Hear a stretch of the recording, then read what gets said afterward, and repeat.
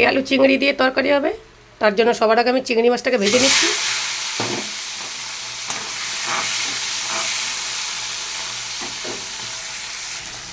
চিংড়ি মাছটা ভাজা হয়ে গেছে, খুব বেশি ভাজার দরকার নেই, তাহলে একদম পুরো চামড়া চামড়া হয়ে যাবে।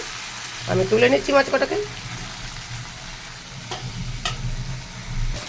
এই তেলে দিয়ে দিচ্ছি একটা তেজপাতা, কটা শুকনো লঙ্কা আর কটা গোটা জিরে।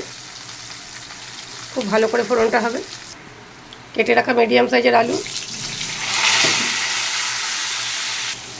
একটা বড় সাইজেরই আলু দিয়েছি আমি। হাফ চামচ নুন দিয়ে দিলাম। আলুটাকে ভালো করে ভাজতে দেবো।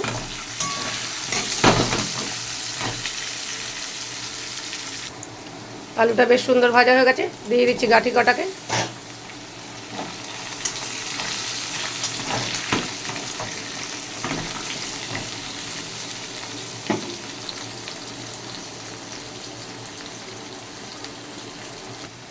দিয়ে দিচ্ছি মিডিয়াম সাইজের একটা পেঁয়াজ কুচোনো।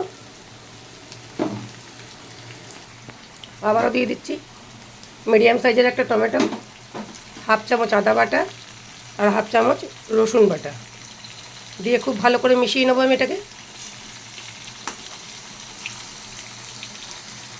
এখানে কিছু গুঁড়ো মশলা অ্যাড করছি।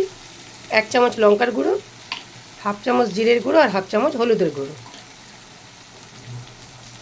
সঙ্গে দিয়ে দেবো একটুখানি গরম জল, আর কালারের জন্য একটুখানি দিয়ে দেবো মিষ্টি।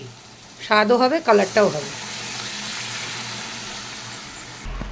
দিয়ে দিচ্ছি হালকা করে একটু মিষ্টি, যাতে এটা রঙটাও ভালো হবে আর খেতেও একটু স্বাদ হবে। খুব ভালো করে কষিয়ে নিচ্ছি। দেখতেই পাচ্ছেন খুব ভালো করে কষা হয়ে গেছে। এবার এর মধ্যে আমি জল দিয়ে দেবো আর চিংড়ি মাছটা দিয়ে দেবো।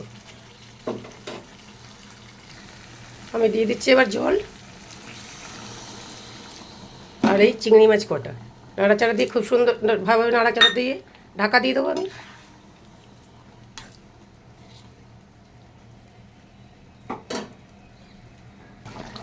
গাটি আলুর তরকারিটা আমার হয়ে গেছে, আমি নামিয়ে দিচ্ছি।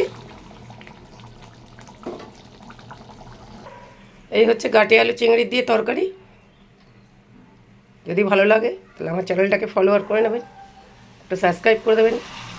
ধন্যবাদ।